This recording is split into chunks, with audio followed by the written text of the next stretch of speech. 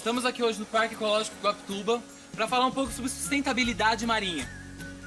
Sustentabilidade. A gente ouve bastante falar nesse termo em questão de construção de casas, de carros, mas a gente se esquece do mar.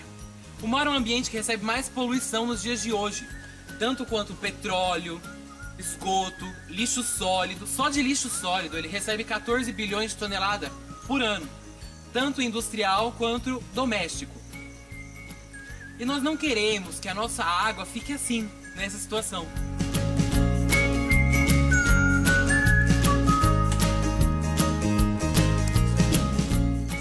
Trouxemos aqui hoje a Tainá e ela vai fazer entrevistas com as pessoas que estão por aí para saber o que o povo sabe sobre sustentabilidade. E sobre sustentabilidade marinha? É com você, Tainá!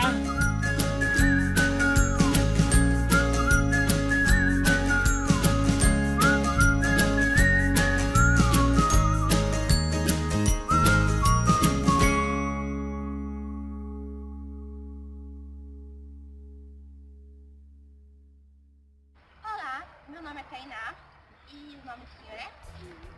Senhor Luiz, da senhora é?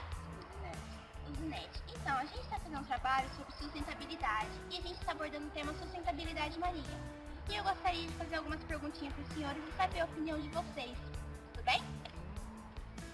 Vocês sabem o que é sustentabilidade?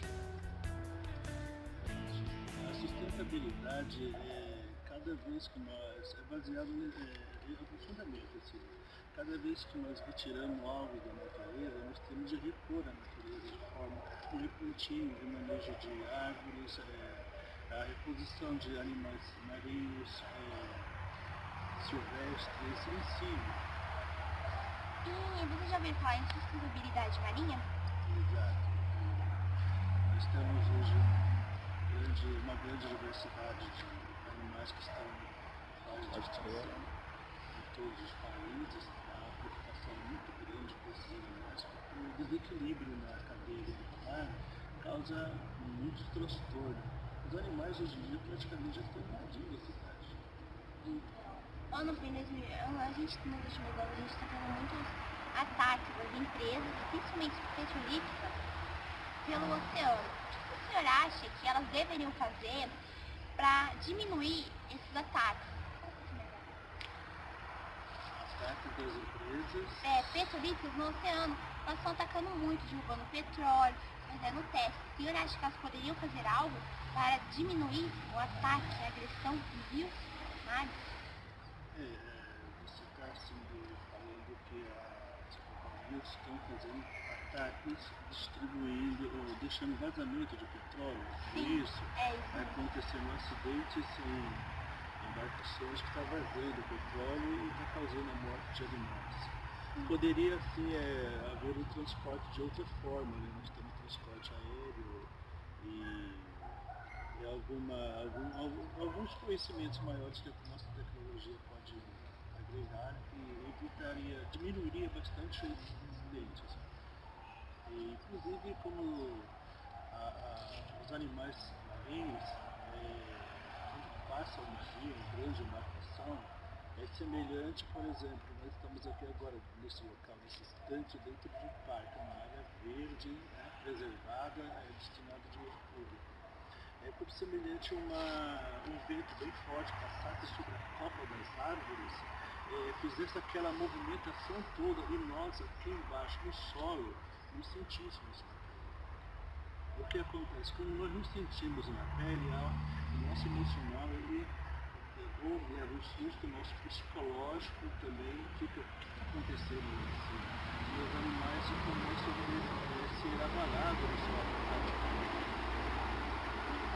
Anos atrás, eles estão fazendo muitos testes nucleares nos Estados Unidos. E agora, vocês sabem, a gente está no período de ocorrer a Terceira Guerra Mundial entre Coreia e Rússia. E teve muitos anos atrás, eles fizeram um teste onde eles colocaram uma bomba no fundo do mar e um navio em cima. Na hora que essa bomba estourou, esse navio evaporou, literalmente, não sobrou nada. E eles andam fazendo muito isso. Você acha certo eles fazer isso? Acabar com a vida marinha?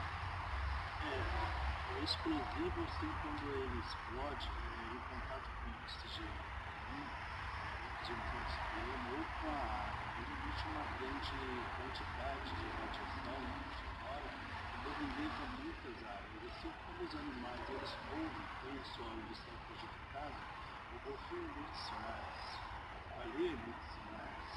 Então, aquela forte ondas de explosão mata muitos animais. Além de matar os animais, a proporção de deslocamento de ar ali, a emissão é muito grande, causando ondas fortes, indo até longa distância. E também falamos de resíduos desse navio que ele desperdiçou. Você gostaria de fazer algum comentário a mais, alguma observação? Eu até com a minha companheira aqui, que já tem jornada de questões de Portugal. Da minha parte, eu vou fazer assim: a humanidade pede socorro, uma passagem para sobreviver. É um espaço, um caminho, uma porta, uma oportunidade para a vida. Guerra distante dela. Nós precisamos de paz, de vida e que a vida continue. Não temos intenções nenhuma em guerra, independente das proporções das armas militares que são construídas. Uma bomba atômica não é de interesse de nação nenhuma. Não é do nosso interesse ter inimizade com nossos vizinhos, seja quais forem as diferenças políticas, administrativas de país para país. A nossa intenção é somente queremos viver. Se possível for não construir armas, será melhor. Ou se construir, que seja apenas para teste científico, nada mais do que isso, avaliação, e que não seja usado jamais contra o ser humano, independente de sua nação. Muito obrigado. Obrigada, gente. A gente agradece. Que vocês estão nos dando.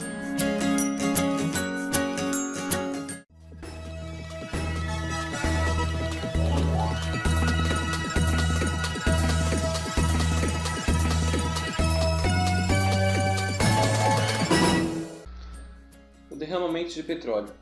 Todos os animais aquáticos são prejudicados pelo derramamento de petróleo. Os peixes.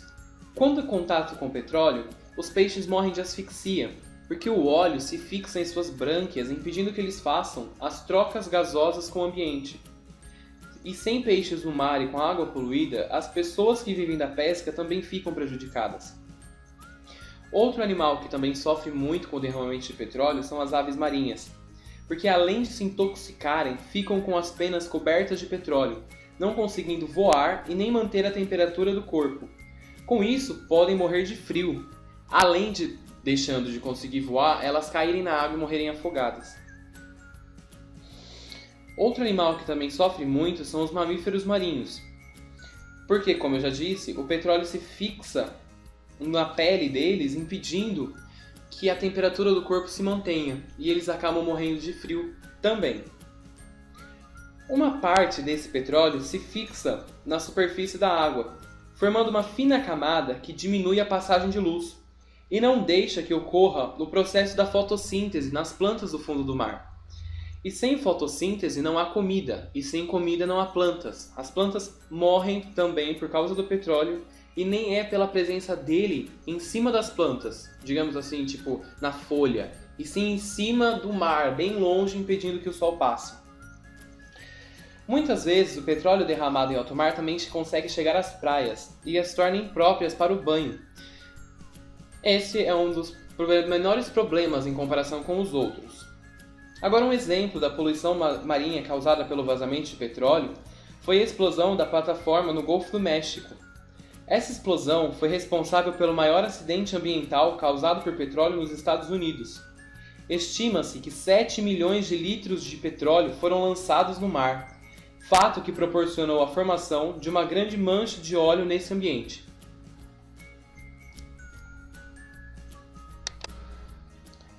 Outro fator que afeta bastante a vida marinha são os testes nucleares. O que são testes nucleares? Os testes nucleares são quando um país, geralmente uma grande potência, ele leva uma bomba nuclear para ser testada em um lugar deserto, geralmente no meio do oceano, que é o caso, ou às vezes em ilhas também, ou então no meio do deserto. E o que eles fazem? Eles levam a bomba até lá, já foram testadas bombas na superfície do mar, no fundo do mar, na atmosfera. E o que acontece? Eles levam para lá só para explodir. Só que isso não é muito divulgado, até porque, né, um país que fica explodindo coisas no meio do mar não quer falar para os outros que ele faz isso. Porém, isso acontecia muito mais na época da Guerra Fria. Os Estados Unidos e a Rússia, eles gostavam bastante de testar as bombas deles no meio do mar. E não só com o objetivo de testar a bomba, de ver se ela funcionava, como também de assustar o oponente, de falar, nossa, olha o tamanho da minha bomba. Só que quando tem um teste nuclear no meio do mar, o único problema não é só a explosão. Claro, a explosão já mata muitos animais que estão ali perto, é óbvio que isso acontece. Porém, também são a radiação. Por quê? Porque os efeitos ambientais causados pela poluição nuclear ou contaminantes radioativos são os efeitos biológicos. Ou seja, um dos efeitos ambientais mais marcantes é o que se refere à penetração de contaminantes radioativos nas cadeias alimentares. As substâncias radioativas, se introduzidas no meio ambiente, atingindo a cadeia alimentar, armazenam um efeito bioacumulativo. Mas o que é bioacumulativo? Bioacumulativo diz respeito a, por exemplo, uma planta ou uma alga no fundo do mar que foi contaminada por radiação. Se vai um peixe lá e come essa planta, o peixe agora está contaminado pela radiação. E depois quem comeu o peixe também vai estar contaminado pela radiação. Então se você aí na sua casa comendo um peixe, ele pode estar contaminado por radiação e você também será contaminado por radiação. Esses são os problemas. Um bom exemplo de teste nuclear que afetou bastante a vida marinha foi a Baker, que foi um teste nuclear realizado pelos Estados Unidos no dia 25 de julho de 1946. Como eles fizeram esse teste?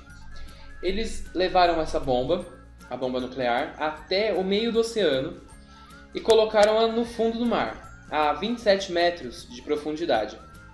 E então eles espalharam navios na superfície, cada um a uma distância diferente do ponto de explosão da bomba, e um exatamente em cima dessa bomba.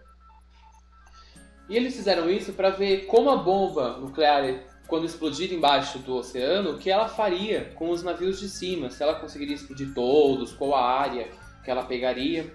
Foi esse o objetivo do teste. E temos um vídeo que nós vamos passar daqui a pouco dessa bomba explodindo que eles gravaram. E dentro dos navios de teste, eles colocaram porcos e ratos, para ver se eles iam morrer com a bomba, porque a ideia da bomba é exatamente matar. E então, quando a bomba explodiu, o navio que estava exatamente em cima da bomba, não foram encontrados destroços dele. Provavelmente o navio foi totalmente vaporizado e os outros, em um raio de 1000 metros, ou seja, em um raio de 1 quilômetro, foram seriamente danificados. E quanto aos animais, todos os porcos e alguns ratos morreram. Este teste ficou famoso também porque ele foi realizado próximo a uma ilha conhecida como a Ilha do Biquíni. Vocês conhecem a Ilha do Biquíni, a ilha do famoso Bob Esponja, é lá mesmo. O Bob Esponja foi criado como uma crítica a esse teste, dizendo que este teste nuclear causaria mutação genética nos animais dessa Ilha do Biquíni, como realmente causou. Muitos animais de lá morreram e tiveram mutações e coisas estranhas devido a esse teste. E a Ilha do Biquíni ficou fechada por muito tempo. Então você aí, que assistia Bob Esponja quando era pequeno, ele foi criado por causa do Baker, esse teste nuclear, e foi uma crítica que o biólogo quis fazer a esse teste nuclear que acabou tanto com a vida na Ilha do Biquíni. Por isso, esse é um grande exemplo de teste nuclear.